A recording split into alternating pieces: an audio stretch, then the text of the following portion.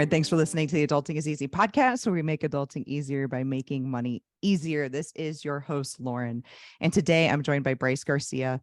Bryce didn't know a thing about real estate until the pandemic hit. When his sales pipeline dried up because of the lockdowns, he realized he needed more income sources. He took action and moved to Austin to buy his first house hack. He then bought a beach house and is looking for a third short-term rental. Bryce has been writing about his experience on Twitter and started a newsletter about running short-term rentals with a full-time job. Thanks for joining me, Bryce. Thank you for having me. Excited to be here. Yeah, I'm excited too. And now let's pay some bills and thank our TouchStay sponsor. Are you looking for operational gains and brand build? Meet the easy-to-use platform that transforms your docs, PDFs, and emails into branded information that guests read and engage with time and again. TouchStay is the simple business of helping hectic hosts and managers kill the time burn with simple technology, helping you to reinforce your brand through communication, skyrocket the guest experience, and create raving, loyal fans. Their digital guest welcome books are rich with features including guest email collection, first impressions feedback capture, plus free email and SMS guest memos. In addition to providing a single place of information and inspiration to get your guests excited for their stay, appreciative of your offering, and as happy as Larry to tell everyone about it, which is what they say in the UK. Guests love TouchStay digital guidebooks as much as hosts, even mentioning them in their reviews. I want to look good every time someone has a question. Look up touchstay.com and start the 14-day free trial today. So our goal is to make adulting easier for listeners, as it always is, by discussing a personal finance topic, since managing money is a big part of adulting. So today, Bryce, we're going to talk about short-term rentals, which you could probably tell from the bio and from our sponsor. So during COVID, your pipeline dried up. I am also in sales, so I can relate to this. I mean, ouch. Incredible. Bad for everybody, really bad for salespeople who rely on sales at all for their income. But of all income sources, why turn to real estate at that time? Yeah, that's a good question, because growing up, I thought real estate was just like buying it, putting down 20% on a house and living there for 30 years and then hoping to move. And if you got lucky and could move, you can move. So I had no idea what it was like. I also assumed most people who invested were just agents. So I literally did not know a thing. And one of my friends told me he was considering looking at a rental property. And I'm like, I don't even know where you would start to learn about that. And he said Bigger Pockets. So then I just listened to Bigger Pockets. And then it's the second you hear a couple episodes, you're just hooked. And then listen to every single thing on 2x speed. You're listening to the podcast at the gym, on the car ride home, trying to do other things while listening to the podcast. And then you're just hooked. So I bit the Bigger Pockets bug, like a lot of people have done so far.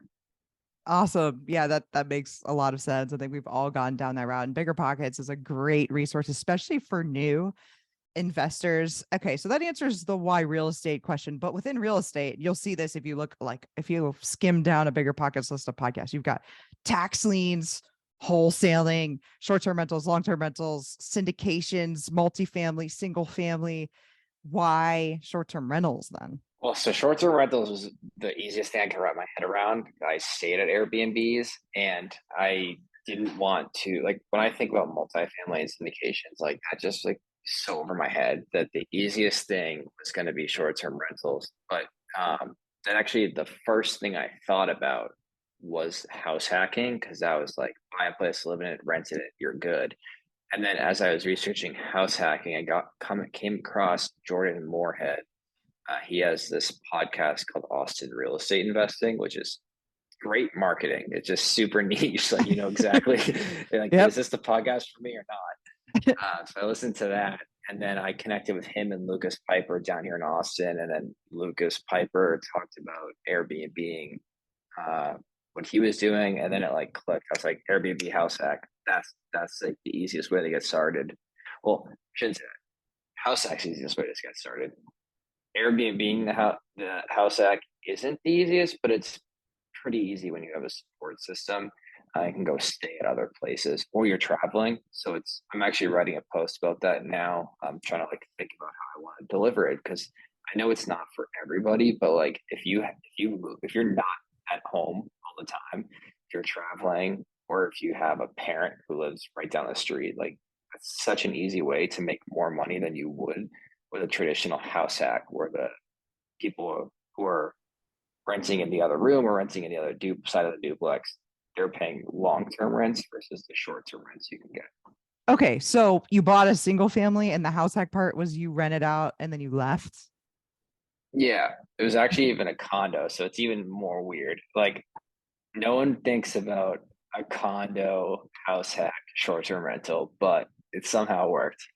Uh, so the story behind that is I stayed in my Airbnb, I stayed a street over, and I paid $850 for a few, I think it was 5 nights, maybe a little less. And I was looking at it, and it was 2 bedroom, but only one bedroom is occupied. It was actual bed. The other one was an office. So I was just thinking, like, I know I can make more money than this person, and if I can make double that, I would be super happy. Even if I only made 850 a month, but that's still great. They're still paying a small portion for to live. So when the condo came on the market right down the street or right over the street over, and I had talked about this Airbnb house hack with some people before, I just knew it was just kind of an easy decision. So what is the minimum? I don't know. I have this idea in my head that minimums are 30 days in Austin. Is that not true? It's if you so that's part of the thing is if it's your own house, it's your homestead, you're allowed to do short-term rentals now. I think a lot of people are grandfathered in, and I know a ton of people are doing it illegally. Right. But you now, if you're listening to this and you want to do the same thing, you have to legally live in the place or have it your homestead in order for you to short-term rent it below 30 days. And then 30 days above, anyone can you Right. can make Right. it an investment property. I think I 30 think days. Nashville did something similar. Okay. Yeah. So I do a similar thing. I have 9 Hmm. short-term rentals, and when one books, I move. And I was telling you before we recorded that I accidentally booked them all at the same time. Even though I have mutual blocking set up in OwnerRez, I think I unblocked them, assuming like we would just go to like the apartment building instead of the normal 2 that we Hmm. rotate between. And so we're homeless, right? And my dad, so we stayed with my dad the weekend of Super Bowl because it was my sister's birthday, whatever. Hmm. And then we stayed at my mother-in-law's place in South Florida because her place, even though it's like her Airbnb, it was open. It's like, okay, perfect. So we'll stay there. Hmm. My dad did not let me forget it the whole entire time. He's like, they're making money right now. Right now, they're making money and they're sleeping here. And what was worse, because my sister came from home from school, she has a queen bed. So we kicked her out of her bed and she slept in my brother's old bed. So we kicked her out to stay there. My dad didn't let me forget it. So it's interesting that like your parents are like, oh yeah, come on over, or your friends or Yeah. whoever are like, come on over, Yeah, and it's knowing you're funny. making money on them. Yeah, if you're staying over at a friend's house, you should at least buy dinner or something. Yeah.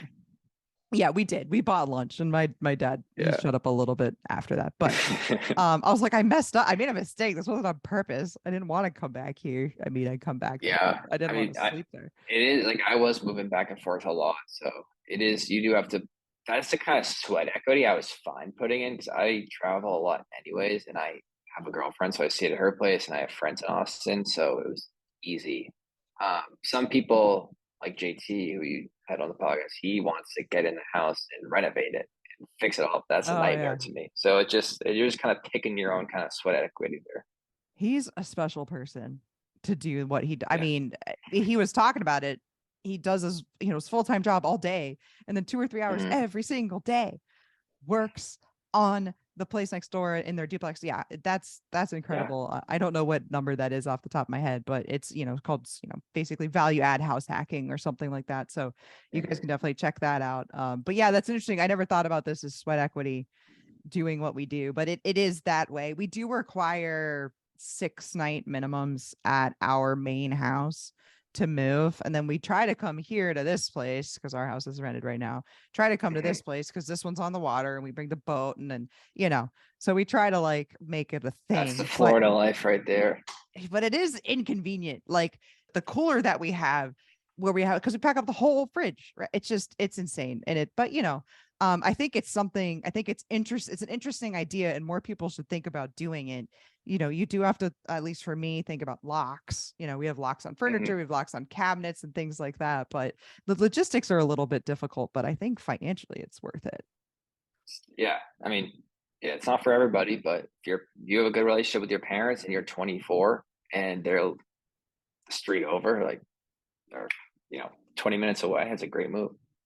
Why did you have to move to do that? I mean, you wanted to move because you wanted a house Yeah. hack, but what's the deal with that? hmm A couple things, a couple factors. One was I just always wanted to move out of the Northeast to somewhere where it's warm. I'm a big warm weather guy, but I've suffered through so many New England, Massachusetts winters. I was done with it, and it all happened because of the pandemic when everyone's working remotely, and then you don't have to go into the office. Then they say you can move anywhere, and then I'm like, well, I want to get out of the Northeast. And my favorite city I ever visited was Austin, and that's when I was learning about real estate. So I knew, and I was doing the research on the Austin market, and it was like the perfect market. So it was the absolute perfect time. So I made that happen, and my plan was moving to Austin. It's actually kind of funny. My Jordan, who mentioned, is my agent, and he helped me find a place to live to rent, and then end up being this guy Diego Corzo, who's on Bigger Pockets. He has his own mastermind. He's a real estate investor. He's one of the top agents in Austin. He has created one of the top teams of real estate agents in Austin, and he has like 61 doors now. He's a multimillionaire, has his own mastermind. He's going to be like an absolute legend, and he's just the nicest guy ever. And so he's taught me a ton, and I was just so lucky to wind up his in his home, and then I got to be friends with him. So it was just kind of like learning about real estate, learning about where the market's going in Austin. Having been there, it's warm.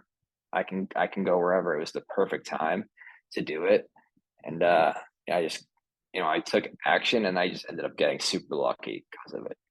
Yeah, well, I mean, you got to be in the right place to get lucky sometimes. Yeah, So, put yourself in the right place. so you still have the condo, then you got this beach rental. Is the beach rental 30-day minimum, or do you have some sort of, can you do it shorter there too? Myrtle Beach is very friendly with short-term rentals. So that's a good thing about the market is they have the rules in place. They have all the taxes set up, business applications. There's some zoning, and we actually got pretty lucky with our zoning because there's all the condos on the beach, and then we're like a block behind the beach in a residential area. And this Hmm. across the street is not zoned for short-term rentals, but our side of the street is. So we ended up getting pretty lucky there, but they're a lot more friendly to beach rentals or short-term rentals than Austin is.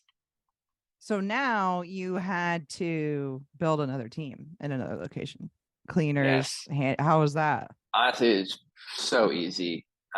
We've definitely had our bumps and bruises, but it came I again I had an amazing agent in Myrtle Beach, and she went out of her way to help me with everything she could, and she connected us with a cleaner. And honestly, the cleaner, it sounded like it was kind of expensive at first, and I think I'm paying more for clean than most people, but I can trust her with the property at all times. And I didn't know that at first. We just gave it a try, and she comes to our house all the time when there's an issue. She sends people. She has a network of people.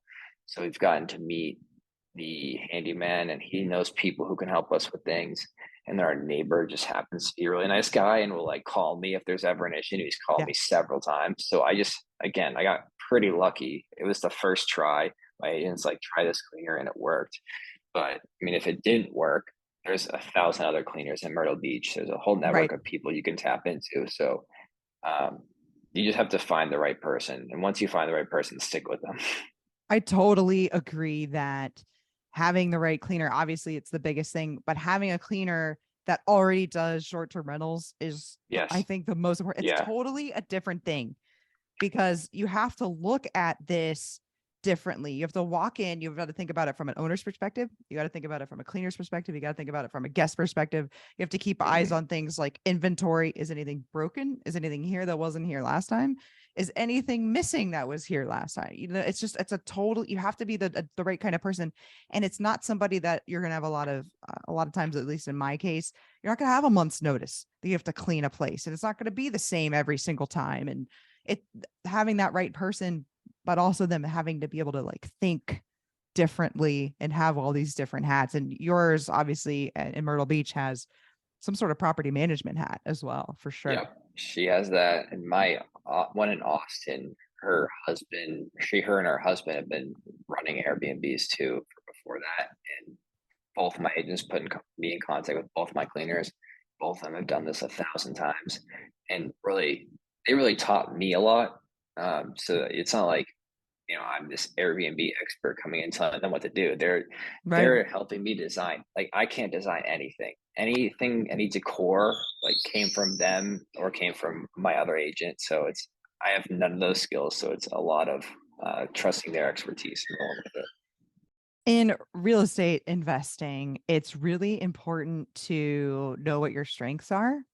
And so I think a lot of people, they don't want to pay people to do things, or they think it's good for me to learn more.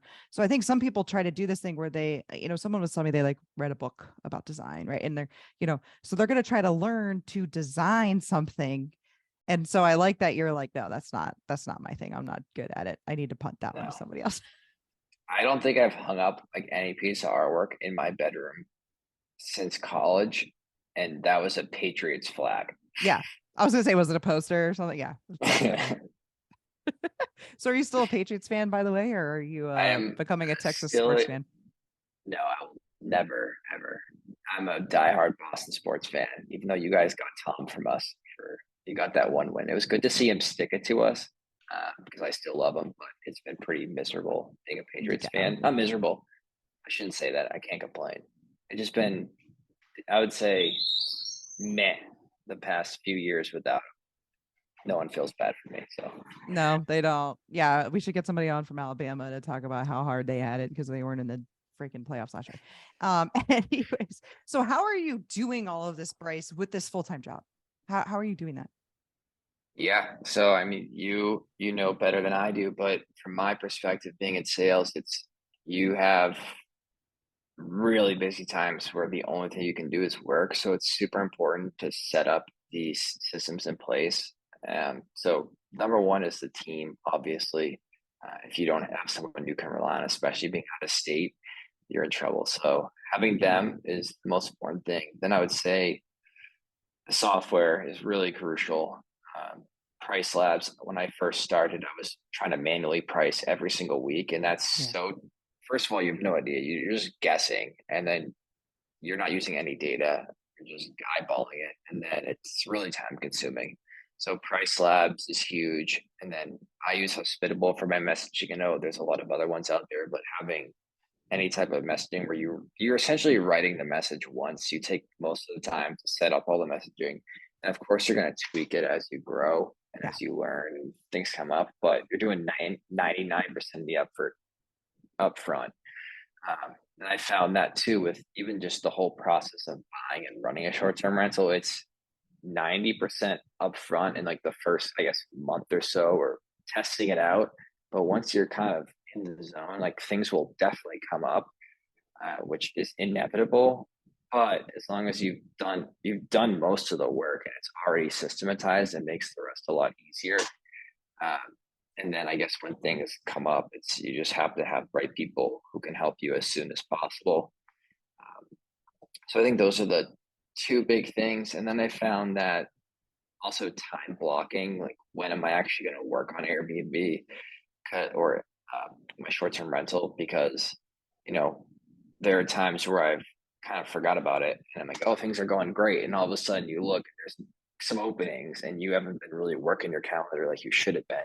Yeah. And then there are times, and I don't think you're not going to spend too much time on it where you just get sick of it. But there have been times where I'm like behind, and then you got to like spend a Yeah. couple hours getting it to Yeah. it.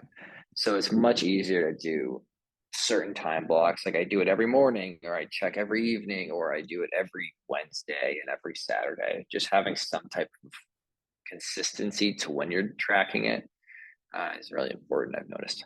That's good advice. I do Monday mornings is when I do my kind of paperwork type stuff. And looking at price slabs too, you can have a bunch of rules in price slabs. You set your minimum price, you set your base price, you can set a max price, which I haven't done. But you also need to be, like you said, looking at it and tweaking things and trying to fill different gaps and things like that too. So that's really huge. Being as proactive as possible in the short-term rental business is hugely important. So something that I do, for example, at lunchtime every day, I check the calendar and I check where there's turns, same day turns. And I just double check with the cleaners. Have they sent me anything that they're done yet or that they're there? And then I make sure that that guest has their welcome information, even though it's automated. Sometimes people slip through the cracks if they booked the day before or something. So those are the kind of things that I do. And then that makes those emergency things almost not happen. Yeah, it's really about limiting those emergency things that you said. Do you think you would ever use a virtual assistant to help with this? I would like to. If I was going to keep my career going in perpetuity, I would probably have already done that. What I worry about with virtual assistants, and maybe this is misplaced or scarcity thinking instead of abundance thinking, I don't know how good I would be at training that person.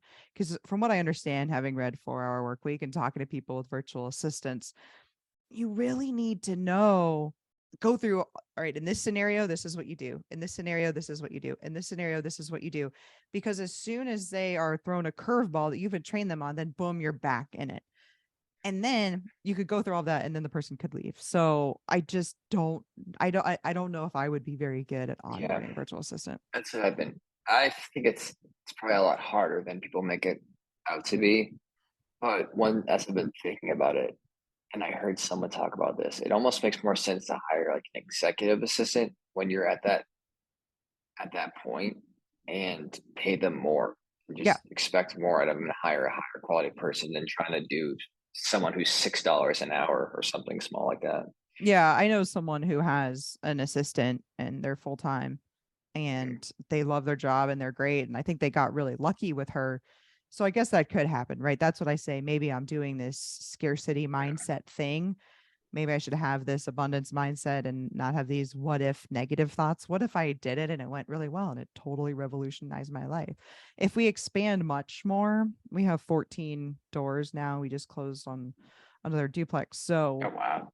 yeah. So that's 9 short-term rentals, a primary, and 2, 3, 4 long-term rentals. Does that math up? It's all new to me now. So yeah, with that, it's gonna be we're gonna stop moving around, I hope, and stay put at one place, and it's a little smaller and all this. But anyways, if we expanded much more, I think I would have to do something. And a couple of people have approached me also about managing their units, which I thought, okay, under what circumstances could I do that? Yeah, that's interesting. I know Bill Faith talks about that a lot. Yeah, well, we'll see. So we heard in your bio that you're looking for a third short-term rental. What are you going to do that locally? Are you going to do a third market? Are you going to expand into the ones you're already in? How does that look for you?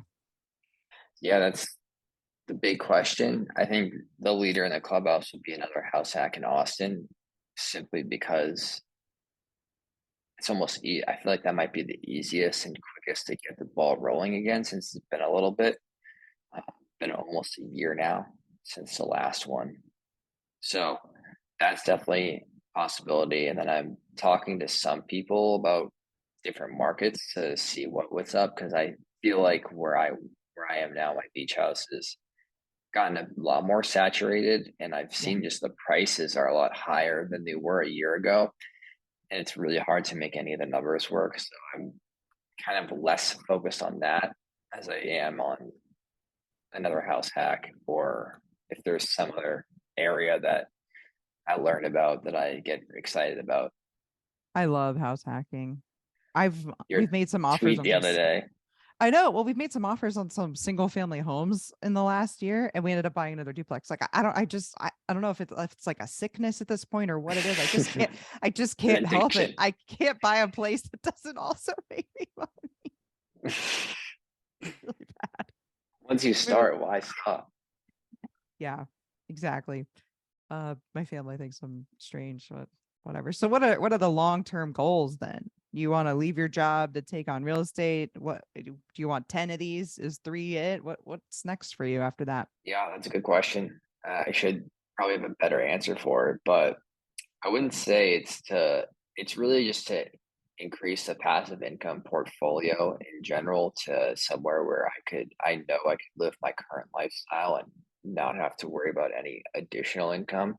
So that's the short term, the long short goal, the medium term goal. A longer term goal would definitely be using some type. I think I feel like you want active income and real estate, like investing in real estate's more about the passive or more passive side. And then the active income would be how you're like the business behind it. So if Yep. the short-term rent, if you get to short-term rentals, buy a couple more of those, and all of a sudden you can start marketing, running some marketing campaigns to drive traffic to them. You can start getting bigger properties. You can start, um, I guess, like you can write a book about it. You can write a course, make a course about it. You can do all these different things. So that's kind of the interest. Yeah. But I wouldn't say it's like I want to get 20,000 in passive income, quit my job, and go to a beach somewhere. That's not really the goal. So it's still like, I mean, still learning about it as I keep going. So I'm sure some opportunities will come up, but it's kind of like my general direction of where I want to go.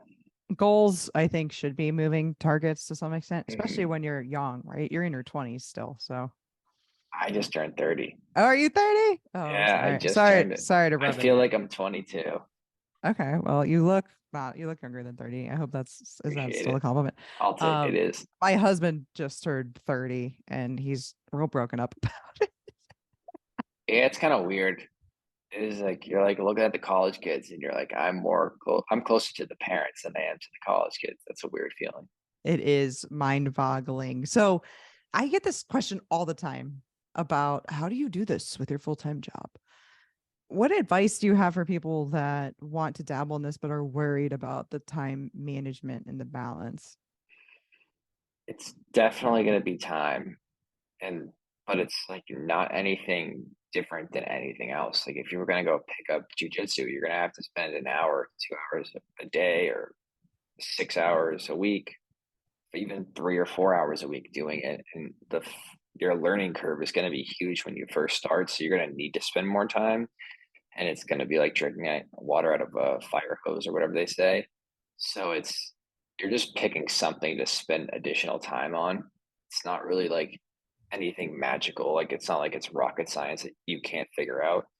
There's a lot of if you think about it, anyone who's like listening to bigger podcasts, listening to this podcast, reading books about real estate, there are a lot dumber people than them who have succeeded. So it's not rocket science. You can do it.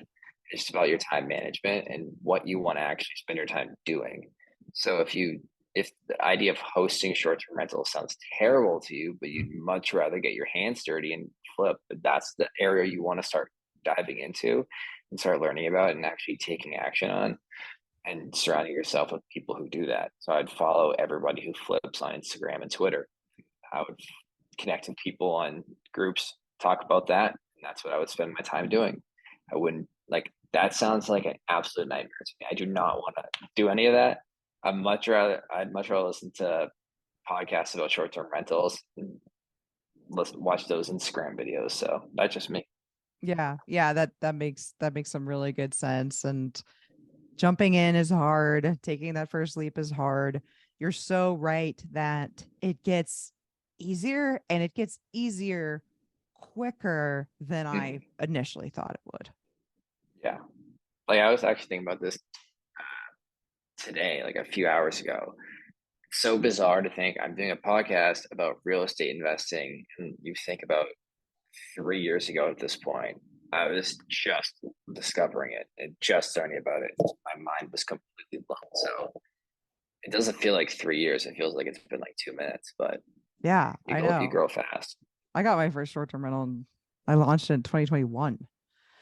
So Really? Wow. yeah. Oh, I had real estate before that, but Yeah, That's right. mind boggling, but how Yeah. much can happen so quickly. And now I've got, 14 doors, and somebody was asking me, hey, do you want me to put you in touch with this other podcast to join? I said, yeah, like, I think you might have too many doors for them. I was like, what? Like, I'm too advanced That's for mind something? blowing. Weird. Yeah. But hopefully, That's kind of cool though. I always think if you know more than 80% of people about something, you probably can teach some people some things. And Mhm. hopefully people are getting that out of this podcast. Hopefully. Is there anything else you want to add, Bryce, before we wrap up? Yeah, I would just say like one thing I barely touched on kind of at the end, and I also brought up with Diego, is just who you're hanging out with, and if your interests are aligned to if they're not aligned to real estate or not aligned to whatever you want to do, I would find those people as soon as possible and start making friends with them and learning from them. Um, because when I moved to Austin, like all my friends most of them are into real estate and own businesses and are a good amount of them are a lot wealthier than I am, and it's just so mind blowing being in that situation than when I was right out of college and all we talk about is drinking and going out and sports. So it's just a huge difference of like what's possible when you're around those people and you can advance a lot faster. Absolutely. I have an episode. Actually, it was episode what number 163. So I talked about this with Money with Katie in episode 163. And we talked about if you're the average of your 5 friends, you should be the average. You should hang out with a group that likes real estate and is financially well and things like that. But it's okay to have people who are maybe more empathetic than you and nicer and like sports, right? How you can have these different circles. If you're interested in personal finance and you don't have a personal finance circle or a real estate investing circle, I totally agree. You need to get one. Yeah, absolutely. And those other friends are important too. Like sometimes I want to talk about the Patriots with the same group of people. I don't want to talk about real estate. Yep, definitely. So why don't you tell people how to get in touch with you, Bryce? Just go on Twitter is where I'm most active at Bryce W Garcia, and then Instagram is at Bryce Cold 12. That's cold like ice cold, COLD, Bryce Cold 12. But Twitter is really the best spot. All right, I'll have that in the show notes. And if you guys like this episode, I looked up the one with JT. It's episode 153 about value add house hacking. Or you may like that one too, episode 163 with Money with Katie. That was up just a few weeks ago.